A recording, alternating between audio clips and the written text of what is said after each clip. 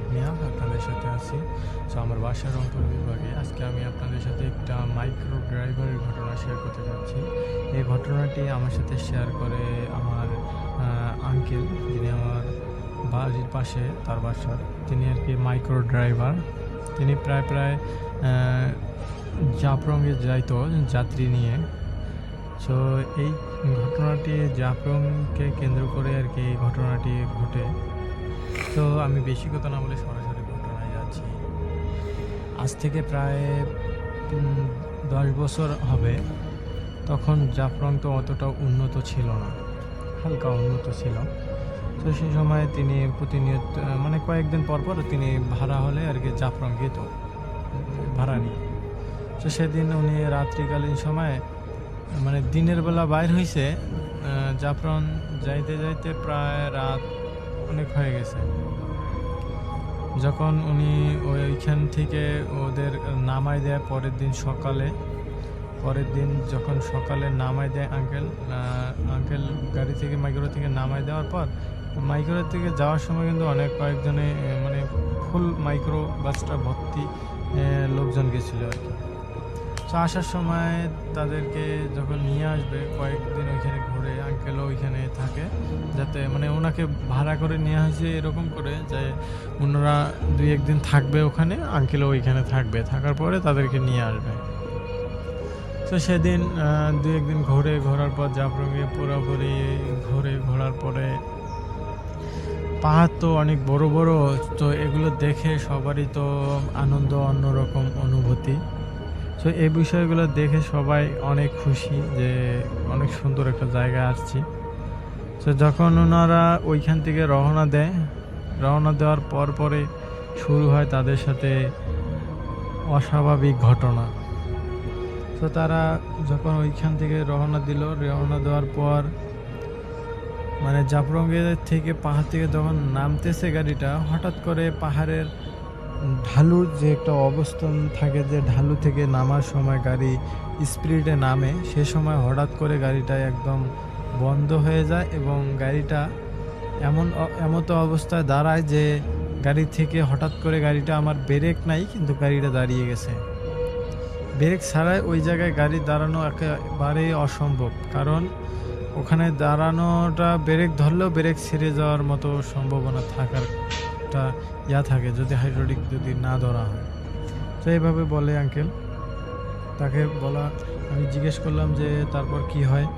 Uncle বলল, রাসেল ভাই, যে যখনই দেখলো যে গাড়িটা থামে গেছে একদম, উনি ভাবছে যে পেছনের চাকায় হয়তো কোনো জাম পড়ে গেছে বা কোনো কিছু পাথর হয়তো আটকার কারণে আর কি গাড়িটা থামছে। তো তিনি সবাইকে বলে যে আপনারা টেনশন করেন না, আমি দেখতেছি কি বিষয়। তো উনি পিছনে দিয়ে দেখে যে গাড়িতে কোনো চাকায় কোনো জাম বা কোনো কিছুই নাই, কিন্তু গাড়িটা আগাচ্ছে না। যখনই গাড়িটা ওইখানে লক করে নামার পর তিনি দেখতে পেল যে গাড়িটা হঠাৎ স্টার্ট নিছে। মানে উনি নামার পরে হঠাৎ করে গাড়িটা স্টার্ট নিছে। নেওয়ার পরে গাড়িটা স্টার্ট নেওয়াতে আঙ্কেল একদম এক দৌড়ে যে গাড়িতে উঠছে। মানে গাড়িটা মানে রানিংয়ে চলে যায় নাই, কিন্তু গাড়িটা স্টার্ট নিয়েছে অটো। এই বিষয়টা দেখে তো সবাই একদম ভয় পেয়ে গেছে যে আপনি কিসের জন্য চাবি অন করে রাখছেন, আবার গাড়িটা স্টার্ট অটোমেটিক কিসের জন্য গাড়ি স্টার্ট নেবে এরকম করে। সো এটা দেখে সবার চোখে মুখে অনেক ভয়, মানে অস্বাভাবিক একটা ভয় কাজ করতেছে, কারণ তারা ভাবতেও পারে নাই যে এরকম করে বা এইরকম সিচুয়েশনে পড়বে। যখন আঙ্কেল ওইখানে গাড়িতে ওঠার পরে তিনি দেখতে পেল যে হঠাৎ করে যে মাইক্রোবাসের পেছনে কয়েকজন মিলে গাড়িটাকে টেনে রাখছে। যে মানুষগুলো গাড়িটাকে টেনে রাখছে তাদের উচ্চতা প্রায় 10-15 হাত করে লম্বা। মানুষগুলো গাড়িটাকে একদম পিছনের চাকাটাকে তুলতে রাখার মতো তিনি গ্লাসে দেখতেছেন, কিন্তু নামার কোনো সাহস পাইতেছে না। এই বিষয়টা দেখে সবাই তো পুরো অবাক যে হঠাৎ করে জাফলংয়ে এরকম ঘটনা ঘটে। তো এরকম ঘটনা কেউ কখনো ঘটে নাই। তো আঙ্কেল চাইছিল যে জাফলং থেকে বের হওয়ার একটা একটা নতুন একটা মানে শর্টকাট একটা পথ ছিল। সেই শর্টকাট রাস্তাটা দিয়েই আরকি আঙ্কেল বাইর হতে চাইছিল। সেই শর্টকাট রাস্তাটার মাঝখানে যেয়ে একটা ঘন জঙ্গল ছিল। এই ঘন জঙ্গলটাতেই আরকি এই ঘটনাটা ঘটে। যখন দেখতেছে এরকম একটা অবস্থা, সবাইকে বলে যে আয়াতুল কুরসি পড়েন আপনারা, হয়তো এখানে কিছু অস্বাভাবিক কিছু ঘটতে পারে। তো সবাই তো একদম কান্না করা শুরু করে দিয়েছে, যে পিছন থেকে যখনই দেখছে যে এত বড় বড় মানুষ গাড়িটাকে টেনে রাখছে, তো গাড়িটা যত জোরে টানে গাড়িটার চাকা করে কিন্তু গাড়ি কোনোভাবে যাচ্ছে না। আর যদি গাড়িটাকে কোনোভাবে ছেড়ে দেওয়া হয়, গাড়িটা এত গতিতে দৌড় মারবে যা গাড়িটাকে কন্ট্রোল করা খুবই ইম্পসিবল। সো পরবর্তীতে আঙ্কেল কি করলেন যে আপনারা এখানে থাকেন, আমি মানে উনি কল্লাটা বাইর করছে, বাইর করে ছুরা পরে আর কি ফুঁকাচ্ছে গাড়ির পিছনে। ফু দেওয়ার পরে পরে দেখে যে কেউ নাই। যখনই দেখছে কেউ নাই, তখনই গাড়িটাকে একদম স্টার্ট দিয়ে প্রচণ্ড গতিতে গাড়িটাকে নামাইছে। নামানোর পর গাড়িটাকে নিয়ে একদম সোজা রাস্তা দিয়ে বাঁকা, মানে রাস্তাগুলো তো একদম ঢালু, মানে ওদিক দিয়ে আসার সময় উনি খুবই রিস্কি নিয়ে আসছে। আসার পরেও যে জায়গায় অ্যাক্সিডেন্ট হওয়ার কথা সেখানে কিছু হলো না। হঠাৎ করে এক জায়গায় যে শুকান, মানে কোনো কিছু অ্যাক্সিডেন্ট হওয়ার কোনো ওয়ে নাই, সেই জায়গায় যে একটা মানে রাস্তায় যে ইয়াগুলো থাকে আপনার বামে মোড় বা এরকম ইয়াগুলো চিহ্নগুলো, ওই চিহ্নটাতে যে একদম গাড়িটা ধাক্কা লাগে। লাগার পরে পরে সবাই একদম অজ্ঞান হয়ে যায়। অজ্ঞান হওয়ার পর সবাইকে জ্ঞান ফেরাতে মোটামুটি 1 ঘন্টা আধা ঘন্টা লেগে যায় সবারই জন্য। তো তাদেরকে বলা হয় যে আপনারা তো খুবই ভয় পেয়েছেন, তো কোনো ভয় পাওয়ার কারণে আমরা গন্তব্যস্থানে মোটামুটি চলে আসছি, আর গাড়ির অতটা কিছু ক্ষতি হয় নাই। তো আঙ্কেল যে অ্যাক্সিডেন্টটা করছিল সেটা মনে করেন, যদি একটা মানুষ ভয়ে এরকম থাকে তো স্বাভাবিক যে কোনো অ্যাক্সিডেন্ট হতেই পারে, স্বাভাবিক। আর আল্লাহ চাইছে বিদায় যে এত সুন্দরভাবে ওনারা মানে কোনো ক্ষতি হয় নাই, বাট অল্প হয়তো আঘাত পাইছিল। তো সবাই এরকম করে কোনোভাবে বেঁচে ফেরার পর যখন সবাই বাসায় যায়, ওইখানে একজন গর্ভবতী মহিলা ছিল, তিনি একদম প্রচণ্ড পরিমাণে অসুস্থ হয়ে যায় পরের দিনে। তিনাকে হসপিটালে নিয়ে আসা হয়, রংপুর হসপিটালে নিয়ে তারপর অ্যাডমিট করানোর পর ডক্টর বলে যে এনার অবস্থা খুবই শোচনীয়, খারাপ। আপনি এরকম টেস্ট কয়েকটা দেয়, টেস্টগুলো করানো হয়, হওয়ার পরে দেখে যে তার বাচ্চাটা নষ্ট হয়ে গেছে। তো তিনাকে সাথে সাথে সিজার করার জন্য সিজার রুমে নিয়ে যাওয়া হয়। নিয়ে যাওয়ার পরে দেখে যে প্রচণ্ড পরিমাণে তার ব্লাড ছুটছে। ওঠার পর তার পেটের মধ্যে যে ব্লাডগুলো সবগুলো এক জায়গায় জড়ো হয়েছে। তো তিনাকে ওইভাবে ওইখান থেকে মানে সিজার করার পর ওই রক্তগুলো বাইর করার পর তাকে আবার নতুন রক্ত দেওয়ার জন্য ব্লাড নিয়ে আসা হয়। আসার পর সবাইকে ওইভাবে রক্ত দেওয়ার পর তাকে আইসিইউতে নেওয়া হয়। নেওয়ার পরে উনি মোটামুটি 20-25 দিন ওইখানেই ছিল। থাকার পরে আর কি ওনাকে বাহির করা হয়। হওয়ার পরে একটু সুস্থ হয়েছে। ডাক্তার বলছে যে মোটামুটি 3 মাস লাগবে তার পুরোপুরি সুস্থ হইতে। তো পরবর্তীতে তিনি সুস্থ হয়। আর আল্লাহ না করুক যে এরকম ঘটনা কারোর সাথে ঘটে। আঙ্কেল বলে যে এর পরবর্তীতে আর উনি ওই শর্টকাট রাস্তাটা দিয়ে আসে নাই, এবং যারা যদি যাইতো ওই রাস্তা দিয়ে তাদেরকেও মানা করতো। কারণ ওই রাস্তার একটা গোপন সংবাদ পায় যে ওইখানে একজন অ্যাক্সিডেন্ট করার পর তারা নাকি ওইখানে একটা ফ্যামিলি একদম মারা যায়। মারা যাওয়ার পর একটা বাচ্চা ওই পাহাড়ে পড়ে যায়। ওই বাচ্চাটাকে তখন থেকে আর পাওয়া হয় নাই। তো এই ছিল ঘটনা। ওই বাচ্চাটার থেকেই নাকি এরকম প্রায় খারাপ কিছু ঘটনা ওই রাস্তায় ঘটে। আচ্ছা, এটাই ছিল রাসেল ভাই ঘটনা। যদি ভালো লাগে অবশ্যই কমেন্টে জানাতে ভুলবেন না। লিসেনাররা, আসসালামু আলাইকুম, আল্লাহ হাফেজ, আবার দেখা হবে না।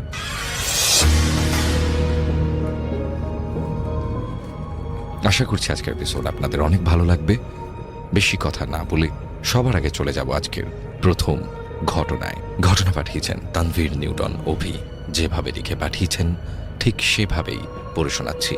আমি তানভীর নিউটন অভি বলছি বাংলাদেশের বগুড়া জেলা থেকে।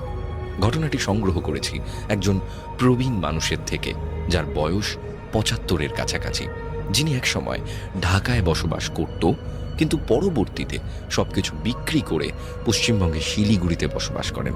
ঘটনাটি বর্ণনা করার সুবিধার্থে গুছিয়ে লিখলাম। বর্তমান পুরান ঢাকা একসময় জমজমাট এবং বাংলাদেশের কেন্দ্র ছিল। এই ঘটনাটির সূত্রপাত একটি মিষ্টির দোকানকে কেন্দ্র করে। বলা বাহুল্য, পুরান ঢাকার মিষ্টির দোকান নিয়ে অনেক ঘটনার প্রচলন আছে। মিষ্টির দোকান নিয়ে অনেক সিরিজ এবং নাটকও আছে। এখানকার মিষ্টিগুলো খেতে যেমন সুস্বাদু, তেমন মিষ্টি নিয়েও রয়েছে অনেক জল্পনা কল্পনা। বলা হয়ে থাকে প্রতি রাতেই পুরান ঢাকার এই মিষ্টির দোকানগুলোতে সন্ধ্যার পর জিন আসে মিষ্টি কিনতে। শুধু একটা দোকান নয়, পুরান ঢাকার সবগুলো মিষ্টির দোকানে তারা সন্ধ্যার পর আসতো এবং মিষ্টি কিনত। পুরান ঢাকার যারা পুরনো মিষ্টির দোকান এখনো আছে, তাদের কাছে গিয়ে এখনো জিজ্ঞাসা করলে এসব বিষয় জানতে পারবে। আমি মোহন ঘোষ, সাল 1973। পুরান ঢাকায় মিষ্টির ব্যবসা তখন বেশ জমজমাট। বাবার মিষ্টির দোকানের দায়িত্ব তখন আমার উপর। প্রতিদিন ভালোই মিষ্টি বিক্রি হয়, পাশাপাশি বেশ কয়েকটি মিষ্টির দোকান। তখনও কানাঘুষা চলতো যে মাঝে মাঝে জিন নাকি মিষ্টি কিনতে আসে। বিষয়গুলো খুব একটা পাত্তা দিইনি, কারণ তেমন কিছু আমার সাথে তখনও ঘটেনি। সবে 8 মাস হলো দোকানে বসতে শুরু করেছি। বাবা, মা, কাকা, কাকিমা সহ আরো 6 জন মিলে সারাদিন মিষ্টি তৈরি করে, আর দোকানে আমি এবং আমার ছোট ভাই 2 জন মিলে দোকান সামলাই। সেই সময়টাতে মোটামুটি 8টার মধ্যে দোকানপাট বন্ধ হয়ে যেত। সবে 1971 সালে বাংলাদেশ স্বাধীন হয়েছে। আইন শৃঙ্খলা পরিস্থিতি তেমন সুবিধের নয়। হিন্দু মুসলিম বিভেদও তখন প্রকট। তবে আমি দোকান অন্যদের থেকে একটু বেশি সময় খোলা রাখতাম। চেষ্টা করতাম মিষ্টি টাটকা বিক্রি করার। বাসি কোনো মিষ্টি আমি বিক্রি করি না। মিষ্টি বিক্রি করা শেষ হতে হতে দোকান পরিষ্কার করে বন্ধ করতে মাঝে মাঝে রাত 9টা বেজে যেত। একদিন রাত তখন 7:30 বাজে। খুব জোর বৃষ্টি হচ্ছে। সন্ধ্যার পর থেকে বৃষ্টি হয়েই চলেছে। বৃষ্টি আর থামছে না। লোকজনের আধিক্য কম।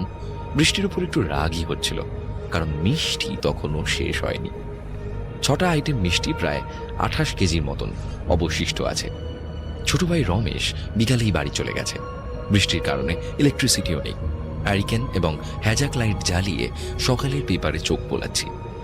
হঠাৎ বিকট শব্দে একটা বাজ পড়ল। যেভাবে বিদ্যুৎ চমকে উঠল, ভয়ই পেয়ে গেছি। খেয়াল করলাম এই ঝড় বৃষ্টির মধ্যেই 2 জন লোক দোকানের দিকে এগিয়ে আসছে। আমার দোকানে ঢুকতেই দপ করে হ্যারিকেনের আলো নিভে গেল, আর হ্যাজাক লাইটের আলো বেশ কিছুটা কমে গেল। আবছা আলোয় দেখলাম লোক দুটো বেশ লম্বা। একজন আলখাল্লা টাইপের পোশাক এবং মাথায় পাগড়ি দেওয়া, আরেকজন কালো রঙের বোরখা পরা এক মহিলা, অনেকটা সৌদি আরবের পোশাকের মতো। আমি হ্যারিকেনের আলো জ্বালাতে যাব, এমন সময় সে বলল, আমাদের ভীষণ তাড়া আছে, জলদি 25 কেজির মিষ্টির প্যাকেট করে দিন তো, টাকা নিয়ে কোনো সমস্যা নেই। আমি তো মনে মনে ভীষণ খুশি, হয়তো বিয়ে বাড়ির কাস্টমার। আমি হ্যারিকেন জ্বালানোর জন্য আগুন জ্বালাতে গিয়েও পারলাম না। একটা পুরো ম্যাচ বক্সের কাঠি শেষ হয়ে গেল, তবুও আগুন ধরাতে পারলাম না। ঘষা দিতেই একটা ফায়ার হয়ে আগুন দপ করে নিভে যাচ্ছে। ভাবলাম বৃষ্টিতে বারুদ হয়তো নষ্ট হয়ে গেছে। তাদের কাছে ক্ষমা চেয়ে আমি মিষ্টি মেপে প্যাকেট করে টেবিলে রাখলাম। 2 জন কোনো কথা না বলে মিষ্টি হাতে নিয়ে টাকা টেবিলে রেখে ঝড়ের গতিতে বের হয়ে গেল। আমি টাকা গুনে দেখলাম ওনারা টাকা বেশি দিয়েছেন। আমি পেছন থেকে বেশ কয়েকবার ডাক দিলাম, কিন্তু ততক্ষণে তারা অনেক দূর চলে গেছে। মনে মনে যেমন খুশি হচ্ছিলাম, তেমন ভয়ও কাজ করছিল। অনেক প্রশ্ন মনে আসছিল। এই বৃষ্টিতে লোকগুলো ভিজে এলো, অথচ তাদের পোশাক শুকনো কেন? এই বৃষ্টিতে তারা আবার চলেও গেল। মিষ্টি তো নষ্ট হয়ে যাবে ভিজে, টাকাও বেশি দিয়ে গেল, আর হ্যারিকেনই বা জ্বালাতে কেন পারলাম না? তবে যাই হোক, আমি বেশ খুশি, কারণ মিষ্টিগুলো বিক্রি হয়ে গেছে। আমি ঘটনাগুলো বাড়িতে বাবাকে বললাম। বাবা তখন জানালো এটাই নাকি স্বাভাবিক। ওরা নাকি মানুষ জাতি ছিল না, জিন জাতি ছিল। তারা যখন আসে তখন আলো কমিয়ে দিতে হয়, কথা কম বলতে হয়। ওরা টাকা সব সময়ই বেশি দিয়ে যায়। তাদের সাথে ঝামেলা বা খারাপ ব্যবহার করলে নির্ঘাত তার জীবনে দুর্গতি আসবে। আমি ইয়ার্কির ছলে বললাম, খারাপ ব্যবহারের প্রশ্নই আসে না, এমন কাস্টমার আমার রোজ দরকার। বিষয়গুলো এতদূর পর্যন্ত ঠিক ছিল, কিন্তু সামনে যে আমাদের পরিবার এবং আমার এতটা বিপদ আছে সেটা ভাবতেই এখনো গা শিউড়ে ওঠে। খেয়াল করলাম সেই দিনের পর থেকে আমার মিষ্টি ব্যবসা আরো জমজমাট হতে থাকে। সন্ধ্যা হতে হতে আমার মিষ্টি শেষ হয়ে যায়। বিশেষ করে রাত 8টার আগে কালো বোরখা পরা মহিলা প্রতিদিন আসতে থাকে। বলতে গেলে সেই বোরখা পরা মহিলাই প্রতিদিন 15 কেজি করে মিষ্টি নিয়ে যায়। যখন ইলেকট্রিসিটি থাকে তখন মহিলা আসার সাথে সাথে দোকানের বাতি ব্লিঙ্ক করতে করতে বন্ধ হয়ে যায়। আমার দোকানের 6টা বাতির 5টি বন্ধ হয়ে যায়। দোকানের সামনের একটা বাতি শুধু জ্বলে। এমনকি এই সময়টাতে অন্য কোনো কাস্টমারও দোকানে ঢোকে না। দোকানের সামনে দিয়ে কত মানুষের চলাচল, তবুও কেউ উঁকি দেয় না দোকানে। আর প্রতিবারই সেই মহিলাটি টাকা দ্বিগুণ দিয়ে যায়। এমন একটা সিস্টেম হয়েছে যে মহিলা আসলে আমাকে কিছু বলতে হয় না। 15 কেজি মিষ্টি 2টো হাঁড়িতে প্যাকেট করে দিয়ে দিই। মহিলাটি দোকান থেকে বেরিয়ে গেলেই একসাথে দোকানের 5টি বাতি অটোমেটিক জ্বলে ওঠে, আর দোকানটি একটা সুন্দর বেলি ফুলের গন্ধে ভরে ওঠে। আমাদের এই মিষ্টির বিজনেস এতটাই ভালো চলছিল যে আগে 6 জন লোক ছিল মিষ্টি বানানোর কাজে, এখন আরও 7 জন লোক নিতে হয়েছে। আমার দিন খুব ভালো যেতে শুরু করে। প্রতিদিনই আমি অপেক্ষা করি সেই মহিলাটির জন্য। বলে রাখা ভালো, আমার দোকান থেকে বাড়ির দূরত্ব প্রায় 4 কিলোমিটার। প্রতিদিন রাতে হেঁটেই বাড়ি ফিরি। লোকজন খুব একটা থাকে না বললেই চলে। বাড়ি ফেরার পথে কিছুদিন হলো একটা অদ্ভুত জিনিস খেয়াল করি। আমার মনে হয় কেউ আমাকে ফলো করছে। এটা মনে হবার আরেকটি কারণ হলো আমি প্রায় সব সময় সেই বেলি ফুলের গন্ধ পাই, যেমন গন্ধটি পাওয়া যায় সেই বোরখা পরা মহিলা আমার দোকানে এলে। আরও বেশি সন্দেহ হয় যখন দেখি রাস্তার রোড লাইটগুলো ব্লিঙ্ক করে। এমন লাইট ব্লিঙ্ক করা সেই বোরখা পরা মহিলা আমার দোকানে এলেও হয়। মেইন রোড থেকে আমার বাড়ি যেতে আরেকটি রাস্তা ধরতে হয়, সেটি প্রায় 1 কিলোমিটার। এই রাস্তার অর্ধেক যাবার পর থেকেই লাইটগুলো আবার ঠিক হয়ে যায়। তখন আর ফুলের গন্ধও পাওয়া যায় না। আশেপাশে 2-একটা দোকান খোলা থাকলে বা আমি যদি অন্য কারোর সাথে বাড়ি ফিরি তখনও এই জিনিসটা খেয়াল করি। আমার সাথে আমার ভাই এবং কোনো বন্ধু থাকলে তাদেরকেও বিষয়টা বলি। তারা কখনো ব্যাপারটাকে আমার মনের ভুল বলে, আবার কখনো খেললি ওড়ায়, আবার কখনো স্বীকার করে বলে যে সত্যি এটি কোনো ভৌতিক ব্যাপার। আমি শুনেছি এসব প্যারানর্মাল এনার্জি কখনো বিদ্যুতের আশেপাশে এলে নাকি এমন ব্লিঙ্ক করে। আমি মনে মনে ভাবি যা থাকার থাকুক, আমাকে বিরক্ত না করলেই হলো। আর আমার ব্যবসা যেভাবে রমরমিয়ে চলছে, এসব নিয়ে ভেবে আমি আমার ব্যবসায় কোনো লস করতে চাই না। কিছুদিন যাবার পর খেয়াল করি এই সুন্দর বেলি ফুলের গন্ধটা আমার বাড়িতেও পাওয়া যাচ্ছে। কিন্তু বাড়ির সকলকে জিজ্ঞাসা করলে তারা নাকি কোনো গন্ধ পায় না। বিশেষ করে রাতের বেলা আমার পুরো ঘর যেন সুন্দর গন্ধে ভরে ওঠে। এভাবে প্রায় 2 বছর কেটে যায়। এই 2-2.5 বছরে আমার ব্যবসা এতটা ভালো হয় যে আমি আরেকটি মিষ্টির দোকান দিই গুলিস্তান এলাকায়। ঢাকার মতো জায়গায় 4 তলা বাড়ি করি। আমার দিনগুলো খুব ভালো কাটছিল। একদিন রাতে বাড়ি ফিরতে ফিরতে রাত 9টা বেজে গেছে। জ্যৈষ্ঠ মাসের ব্যবসা গরম, তার উপর ইলেকট্রিসিটির সমস্যা। বাড়িতে ঢোকার মুখেই লোডশেডিং, একদম ঘুটঘুটে অন্ধকার। ছোট টর্চের আলোতে দেখতে পাই 4 জন মানুষ আমার বাড়ি থেকে হন্তদন্ত হয়ে বের হয়ে গেল। এই মানুষগুলো সবাই আরবের পোশাকের মতো পড়েছিল। লম্বায় প্রায় 7 ফিটের মতো হবে। আমি টর্চ জ্বালিয়ে শুধু এক ঝলক দেখেছি, তারপরই লোকগুলো উধাও। কে ওখানে? আপনারা কারা? এসব বলতে তাদের আর কোনো অস্তিত্ব নেই। আমি জোরে বাবা মাকে ডাক দিই। বাবা, মা, কাকা সবাই বাইরে আসে। সবাইকে জিজ্ঞাসা করলাম বাড়িতে কে এসেছিল। উত্তরে সবাই বলল, কই, কেউ না তো। আমরা তো এখানেই সবাই কাজ করছিলাম উঠোনে, কেউ তো আসেনি। আমার মাথায় তখন অনেক প্রশ্ন। আমাদের সাথে কি তবে অন্য কেউ বাস করে? সেদিন রাতে আমি বাথরুমে স্নান করছি। উঠোনের পাশে কুয়ো, আর তার পাশে কলপার, আর স্নানের জন্য একটা জায়গা ঘেরা টিন দিয়ে। কুয়ো থেকে জল তুলে স্নানের জন্য বালতি ভরে টিন দিয়ে ঘেরা জায়গায় স্নান করছি। মাথায় তখনও ঘুরপাক খাচ্ছে নানান প্রশ্ন। হারিকেনের আলোয় খেয়াল করলাম একটা ছায়া নড়াচড়া করছে, আর সেই সাথে বেলি ফুলের গন্ধ। মনে মনে ভাবলাম, সে মহিলাটি কি ঘোরাফেরা করছে আশপাশে? পুরো শরীরে সাবান মেখে ঘষছি। চোখে সাবান লাগায় চোখ জ্বলছে। চোখ বন্ধ করে রেখে আমি শরীর ঘষছি। তখন হঠাৎ করে আরেকটি স্পর্শ পেলাম আমার পিঠে। মনে হতে শুরু হলো পিছন থেকে কেউ আমার পিঠ, ঘাড় এবং শরীর হাত দিয়ে ঘষিয়ে দিচ্ছে। মাথায় যেন আমার বিদ্যুৎ খেলে গেল। কে সব করছে? অনবরত শিরদাঁড়া বেয়ে ঠান্ডা স্রোত নামছে, অথচ আমি চোখ খুলতে পারছি না। আমার কি করা উচিত ভেবে পাচ্ছি না। আদৌ কি এটা আমার মনের ভুল? না, তা হতে পারে না। এসব পাত্তা না দিয়ে সাহস সঞ্চার করে আমি সামনে থেকে বালতি তুলে মাথায় ঢালার সিদ্ধান্ত নিই। কিন্তু এ কি? সামনে কোনো বালতি নেই। আশেপাশে হাতড়াচ্ছি, কিন্তু কোথাও কোনো বালতি নেই। ভয়ে জোরে চিৎকার করে বলি, মা এসো জলদি। কোনো সাড়া নেই। আমি জোরে জোরে ডাকতে থাকি বাবা মাকে। কোনো উত্তর পেলাম না।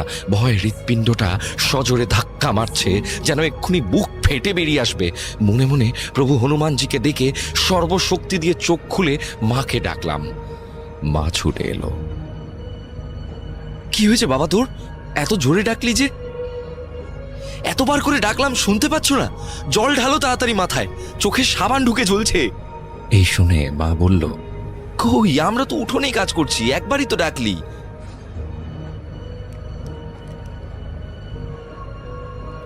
আমার ঠিক সামনেই বালতি ভর্তি জল, অথচ আমি আশপাশ হাতড়েও কিছু পেলাম না। কিছুক্ষণের জন্য মনে হলো অন্য দুনিয়ায় চলে গেছিলাম। সেখান থেকে আমার ডাক কেউ শুনতে পাচ্ছিল না। ব্যাপারটা আমি চেপে গেলাম। মাসখানেক পর আমি এবং আমার ভাই নতুন বাড়িতে উঠি। 4 তলা বাড়ির 2য় তলায় আমি, 3 তলায় ভাই, নিচতলা এবং 4 তলা ভাড়া দিয়ে দিই। বাবা মা কাকা কাকিমা পুরনো বাড়িতেই থাকবে, কারণ বড় উঠোনের বাড়ি, মিষ্টি তৈরির কাজ সেখানেই করতে হবে। এই নতুন বাড়িতে আসার আরেকটি কারণ হলো বিয়ের কথা হচ্ছে বাড়ির থেকে। আগামী শীতেই বিয়ে। পাত্রীর বাবার বাড়ি ঢাকার পাশের জেলা নরসিংদীতে। নতুন বাড়িতে সব কিছু কেনা হলো, সুন্দর করে ফ্ল্যাট সাজানো হলো। আমার এবং ছোট ভাইয়ের তখন আলাদা দোকান এবং আলাদা ফ্ল্যাট। ছোট ভাই বসে গুলিস্তান শাখাতে, আর আমি বসি পুরান ঢাকার পুরাতন সেই দোকানে। আমার দোকানে কিন্তু সেই বোরখা পরা মহিলা প্রতিদিনই আসে মিষ্টি কিনতে। যতদূর বুঝতে পারি, মহিলাটি অসম্ভব সুন্দরী হবে। শুধু চোখ দেখা যায়, পা মোজা, হাত মোজা এবং বোরখা থাকায় কিছুই দেখা যায় না। তবে চোখের অংশ দেখে বোঝা যায় মহিলাটি বেশ ফর্সা এবং উজ্জ্বল। এই মহিলাটি যদি সত্যি কোনো জিন না হয়ে থাকে আর মুসলিম না হতো, তাহলে আমি নিজেই বিয়ের প্রস্তাব দিতাম। যে নতুন বাড়িটা করা হয়েছে, সে বাড়িটা দোকান থেকে খুব বেশি দূরে নয়। মেইন রোড ধরে একটু হাঁটলেই বাম দিকে একটা রাস্তা ঢুকে গেছে সেই রোডের সাথে। তবে নতুন বাড়িতে সব সময় সেই বেলি ফুলের গন্ধ পাই। আমার ফ্ল্যাটে 4টি বেডরুম, 2টা বাথরুম। যেহেতু বিয়ে না করা অবধি একাই থাকতে হবে এখানে, তাই রান্না করার ঝামেলা এখানে নেই। সকালে পুরান ঢাকায় বাহারি রকমের নাস্তা পাওয়া যায়, দুপুরে বাড়ি থেকে খাবার আসে, আর রাতে পুরাতন বাড়ি থেকে খেয়ে আমার বাড়িতে আসি শুধু ঘুমানোর জন্য। সব আসবাব বাসন থাকলেও আমার দ্বারা রান্না সম্ভব নয়। 3 তলায় ভাই তেমন একটা থাকে না, পুরনো বাড়িতেই বেশি থাকে। আমার কাছে মনে হয় এই বাড়িতে আমি ছাড়াও আরো অনেকে থাকে। পাশের 3টে ঘর থেকে রাতে বিভিন্ন রকমের শব্দ শুনতে পাই। মনে হয় কেউ হাঁটাচলা করছে, জিনিসপত্র কেউ নড়াচড়া করছে। আর যেহেতু রাতে একা থাকি, তাই ভয়টাও একটু বেশি লাগে। তেমনি এক রাতে হঠাৎ করে ঘুম ভেঙে যায়। ভাবলাম প্রস্রাব করে আবার ঘুমাবো। রাত তখন 3:30। এই ফ্ল্যাটের টয়লেটগুলো একটাও অ্যাটাচ নয়, রুম থেকে বের হয়ে ডাইনিংয়ের পাশে। আমি ডাইনিংয়ে রাখা লাইটটা জ্বালাতেই ভ্যাবা চাকা খেয়ে যাই। দেখি 3 জন মানুষ, সেই আরব দেশের ড্রেসের মতো পরা আর সেই বোরখা পরা মেয়েটি ডাইনিংয়ে বসে নিজেদের মতন গল্প করছে। আমি ভুল দেখছি কিনা ভেবে চোখ ডলা দিয়ে আবার ডাইনিংয়ের দিকে তাকাতেই দেখি পুরো ভ্যানিশ। এটা কি নিছক আমার মনের কল্পনা, নাকি সত্যি এমনটা ঘটছে তা নিয়ে মাথায় প্রশ্ন ঘুরপাক খাচ্ছে। আমি চোখ ডলতে ডলতে টয়লেটে গেলাম। প্রস্রাব সেরে বেসিনে মুখ ধুয়ে আয়নার সামনে দাঁড়ালাম। খেয়াল করলাম আয়নায় যাকে আমি দেখতে পাচ্ছি সেটা আমি নই। দেখতে আমারই মতো, আমার মতোই পোশাক, অপলক আমার দিকে তাকিয়ে কর্কশ কণ্ঠে সে বলে উঠল, তোকে আমার সাথে একটু যেতে হবে। তারপর আমার আর কিছু মনে নেই। আমি যেন স্বপ্ন দেখছি। সুন্দর একটা বন, সারি সারি গাছ দুই পাশে। পিছন থেকে কেউ আমার নাম ধরে ডাকলো, মোহন, এদিকে তাকাও। আমি পিছন ফিরে তাকাতেই দেখি সে বোরখা পরা মহিলা আর তার সাথে আরো 3 জন পুরুষ, যারা সে আরবের পোশাকের মতো পরা। আমি অবাক হয়ে তার কাছে যাই।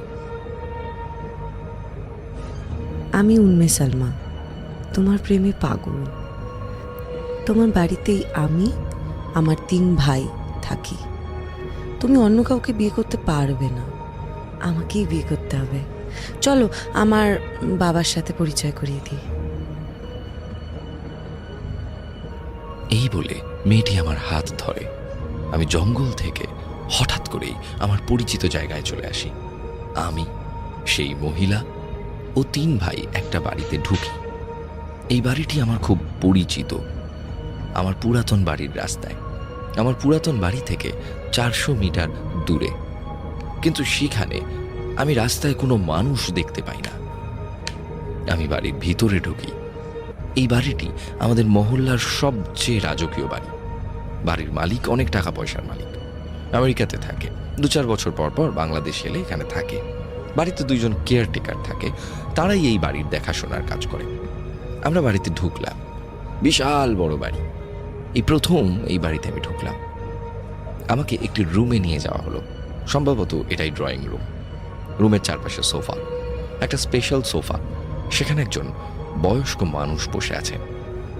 মাঝখানে সেন্টার টেবিলে অনেক ধরনের খাবার, আর সেই খাবারগুলোর মধ্যে রয়েছে আমার দোকানের মিষ্টিও। আমার দোকানের মিষ্টি, সেটা শিওর হবার আরেকটা কারণ আছে।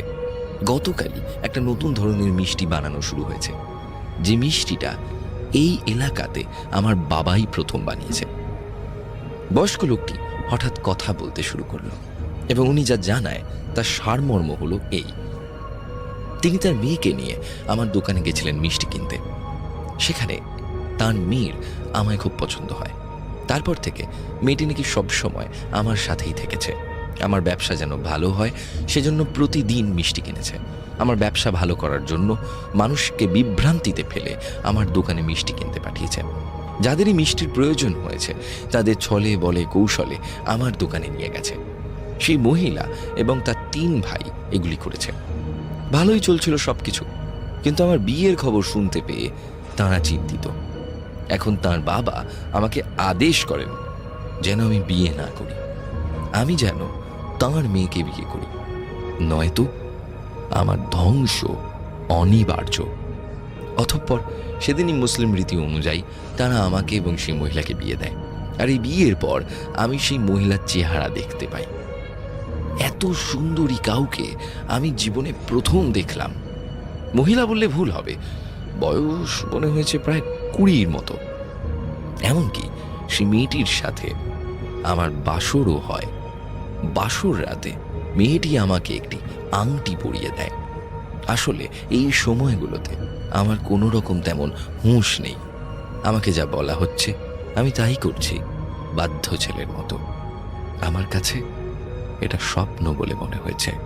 আমি খুব করে চাইছিলাম যেন আমার ঘুম ভাঙে, আমার কেমন অস্বস্তি শুরু হয়। আমার ঘুম ভাঙে, নিজেকে দেখতে পাই পুরনো বাড়িতে বাবার ঘরে। চারিদিকে চোখ বোলাতেই দেখি বাবা, মা, কাকা, কাকিমা, ছোট ভাই, আমাদের এলাকার ডাক্তার সাহেব সবাই রয়েছেন। আমি জানতে পারি আমাকে অচেতন অবস্থায় পাওয়া গেছে আমার দোকানে। জানতে পারি 2 দিন আমি নিখোঁজ ছিলাম। আমার দোকান বন্ধ থাকার কারণে কাকা এবং বাবা আমার ফ্ল্যাটে যায়। ফ্ল্যাটের দরজা বন্ধ ছিল ভিতর থেকে। দরজা ধাক্কিয়ে কোনো উত্তর না পেয়ে দরজা ভাঙা হয়। ভিতরে আমাকে পাওয়া যায় না। এরপর কেটে গেছে 2 দিন। আমাকে না পেয়ে থানায় নিখোঁজ হবার জিডি করা হয়। 2 দিন পর আজ সকালে আমার দোকানের সামনে আমাকে পাওয়া যায়। তারপর সেখান থেকে আমাকে বাড়িতে আনা হয়। আমি সমস্ত ঘটনা আমার পরিবারকে খুলে বলি। পরিবার থেকে সিদ্ধান্ত নেওয়া হয় আমাকে এই পুরাতন বাড়িতে রাখার। বিয়ে হবার পর নতুন বাড়িতে যাওয়া যাবে। আমার মাথা তখনও কাজ করছিল না। তবে কি সত্যি আমার বিয়ে হয়েছে? খেয়াল করি প্যান্টের পকেটে কিছু একটা জিনিস, শক্ত কিছু। পকেট থেকে পেলাম সেই আংটি যেটা আমাকে বাসর রাতে মেয়েটি উপহার দিয়েছিল। মোটা সোনার একটি আংটি, আর আংটির উপর খুব মূল্যবান একটি পাথর। আমি পরে একদিন এটা একটা জুয়েলার্সেও দেখিয়েছি। জুয়েলার্সের মালিক বলেছেন এটা নাকি মূল্যবান পাথর, আর আংটিটা তার দেখে মনে হয়েছে যে এটি প্রায় 150 বছরের পুরনো একটি আংটি। এই আংটি বিক্রি করে সেই সময়কালে একটা 3 তলা বাড়ি কেনা যেত। আর যেই বাড়িটা আমি দেখেছি সেই বাড়ির ভিতরেও গিয়েছিলাম কেয়ারটেকারকে বলে। যেই ঘরটিতে আমাকে বসানো হয়েছিল সেখানেও গেছি। হুবহু সেম ভাবে আছে সবকিছু। 2 তলা এবং নিচতলা সবগুলো ঘর দেখেছি। যে ঘরটিতে বাসর হয়েছিল সেটিও চিনতে পেরেছি। তবে তো সত্যি আমার সাথে সব ঘটছে, এটা কোনো স্বপ্ন না। আমাকে একজন গুণিনের কাছে নিয়ে যাওয়া হয়। তার দেয়া 2টি মাদুলি আমাকে পড়ে থাকতে বলা হয়। মাসখানেক কোনো সমস্যা হয়নি। দোকানে সেই বোরখা পরা মেয়েটি মিষ্টি কিনতে এসেছিল। আমি আবারও সে বেলি ফুলের গন্ধ পাই। আমি মাঝে মাঝে স্বপ্নে দেখি আমি সেই মেয়েটির সাথে ঘুরছি ফিরছি আর একান্তে সময় কাটাচ্ছি। দেখতে দেখতে আমার বিয়ের সময় চলে আসে। তখন নভেম্বর মাস। আর 11 দিন পরেই আমার বিয়ে। দোকানে বসে আছি, রাত 8টা হবে। তখন কোনো কাস্টমার নেই। দোকানে বোরখা পরা মেয়েটি ঢুকে মুখের কাপড় সরালো। দেখো, তুমি বিয়ে করো না, তোমার অনেক ক্ষতি হবে। আমি তোমাকে ক্ষমা করলেও আমার বাবা ও ভাইয়েরা তোমাকে ক্ষমা করবে না। আমি তোমাকে সব সুখ দেব, তোমার ধন সম্পদেরও অভাব হবে না।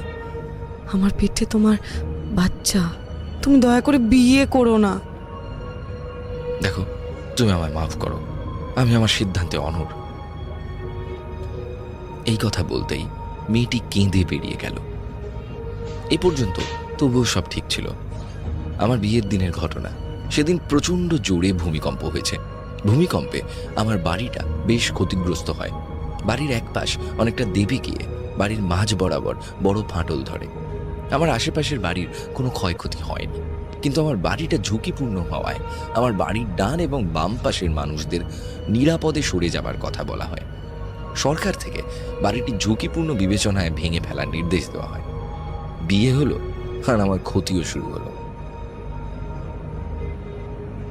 এরপর দিন আমার মিষ্টির দোকানে শর্ট সার্কিট থেকে আগুন লাগে এবং আমার দোকান সহ আরও 3টি দোকান পুড়ে ছাই হয়ে যায়। যেহেতু দোকানটি ভাড়া নেওয়া হয়েছিল, মালিক সেটি ভেঙে ফেলার সিদ্ধান্ত নেয় এবং সেখানে বড় মার্কেট করার চিন্তা ভাবনা শুরু করে। কদিন পর জানতে পারি আমার ভাইয়ের গুলিস্তানের দোকানটি একজন ক্ষমতাধর মানুষ দখল নিয়ে নেয়। আমার ভাই নাকি জুয়ার নেশায় আসক্ত, চড়া সুদে তার থেকে টাকা নিয়েছিল। আমার কাকা কাকিমা আলাদা হয়ে যায় আমাদের থেকে। তারও 1 মাস পর আমার বাবা ও মা রোড অ্যাক্সিডেন্টে একসাথে মারা যায়। মোটামুটি 6 মাসের মধ্যে আমি একেবারে নিঃস্ব হয়ে যাই। কাকা তার বাড়ির ভাগ বুঝে নেয়। থাকার মধ্যে শুধু বাবার এই ভিটে বাড়ি ছাড়া আর কিচ্ছু থাকে না। আমি কাজ শুরু করি অন্য একটি মিষ্টির দোকানে কর্মচারী হয়ে। সমস্যা শুধু এখানেই শেষ নয়। আমার বউ কিছুদিন পর পরই পোস্ট গ্রাজুয়েট হচ্ছিল। তার মধ্যে কেউ ভর করছিল। পাগলামি এতটাই বেড়ে গিয়েছিল যে বাধ্য হয়ে তাকে তার বাবার বাড়িতে পাঠিয়ে দিলাম। ভাবলাম বাড়িটা বিক্রি করে দিয়ে আবার নতুন করে দোকান নিয়ে বিজনেস শুরু করব। বাড়ি বিক্রি করার টাকাটিও ডাকাতি হয়ে যায় আমার থেকে। অবশেষে বস্তিতে একটা ঘর ভাড়া করি। এর মধ্যে শ্বশুর বাড়ি থেকে সংবাদ আসে 2-1 দিনের মধ্যে আমার বউয়ের বাচ্চা হবে। আমি যেন কালই রওনা হই শ্বশুর বাড়ি। সেদিন রাতে বস্তির ঘরে বসে আফসোস করছি। মনে পড়ল সেই আংটির কথা। ট্রাঙ্ক খুলে আংটিটা বের করে দেখছি, সেই সময় আবার বেলি ফুলের গন্ধ। বিয়ের প্রায় 1.5 বছর পর আবার এই গন্ধ পেলাম। হঠাৎ করে দেখলাম সেই মেয়েটি আমার বিছানার কোণায় বসে আছে। এতদিন পর মনে পড়লো আমার কথা। যাই হোক, আমার এই শেষ সময় আমাকে আর ডেকো না। আমি খুব অল্প সময় বাঁচব। তোমার বউ, সেও খুব অল্প সময় বাঁচবে। আমার পেটের সন্তান জন্মাবে তোমার বউয়ের পেট থেকে। তোমার বউও বাঁচবে না। তুমি রফিক সওদাগরের কাছে আংটিটা বিক্রি করলে ভালো দাম পাবে। আমার ছেলেটাকে দেখে রাখবে। বিদায়। কথাগুলো বলেই চলে গেল মেয়েটি। আমি রওনা হলাম শ্বশুর বাড়িতে। দেখলাম আমার বউ শুকিয়ে শুটকি মাছের মতো হয়ে গেছে। কঙ্কালের উপর চামড়া বসালে যেমন হয় ঠিক তেমন, আর পেটটা শুধু ফোলা। আমার বউয়ের হঠাৎ করেই পেইন শুরু হয়। আমার পুত্র সন্তান হয়, কিন্তু আমার বউকে বাঁচানো যায় না। আমি সেই আংটিটি রফিক সওদাগরের কাছে 1.5 লক্ষ টাকা বিক্রি করি, যা অনেক টাকা। 2 মাসের সন্তানকে নিয়ে আমার পিসির বাড়ি শিলিগুড়িতে চলে আসি। আমার পিসি আমার সন্তানকে লালন পালন করে বড় করে তোলে। আর কখনো বিয়ে করা হয়নি আমার। এখন আমার ছেলে, ছেলের বউ এবং নাতি, এদের নিয়েই আমার সংসার। গৌরবদা, আমি মিষ্টি এবং চা খেতে খেতে মন্ত্রমুগ্ধের মতো ঘটনাটি শুনছিলাম। একবার দাদুর দিকে তাকাচ্ছি, আর একবার তাঁর ছেলের দিকে। ছেলের বয়স 50-এর কাছাকাছি হবে, কিন্তু এখনো রাজপুত্রের মতো চেহারা। আসলে এই দাদুর নাতি আমাদের প্রেত কথার একজন ভক্ত। তাই তার ইনভিটেশনে গিয়েছিলাম মিষ্টির দোকানে তার দাদুর সঙ্গে দেখা করতে। সত্যি কত বিচিত্র এই জীবন, কত বিচিত্র এই পৃথিবী। হয়তো তোমার স্টুডিওতে যেখানে বসে রেকর্ড করছো, সেখানেও কোনো এক রেলমের লোকজন বসবাস করছে। হয়তো যারা এই মুহূর্তে তোমার প্রেত কথা শুনছে, তাদের আশেপাশেও কেউ বসবাস করছে। অথবা আমি যে লিখছি, আমার এই ঘরটাতেও অনেকে বসবাস করছে, কিন্তু আমরা কেউ তাদের দেখতে পাচ্ছি না। হয়তো আমাদের দেখার মতো চোখ নেই, হয়তো দেখার মতো ততটা পাওয়ার আমাদের চোখে নেই। প্রিয় প্রেত কথা পরিবার, কেমন লেগেছে আজকের এই ঘটনা নিশ্চয়ই কমেন্ট করে জানিও। আমার অন্য সব ঘটনাগুলির থেকে একটু আলাদা এই ঘটনা তোমাদের নিশ্চয়ই ভাবাবে।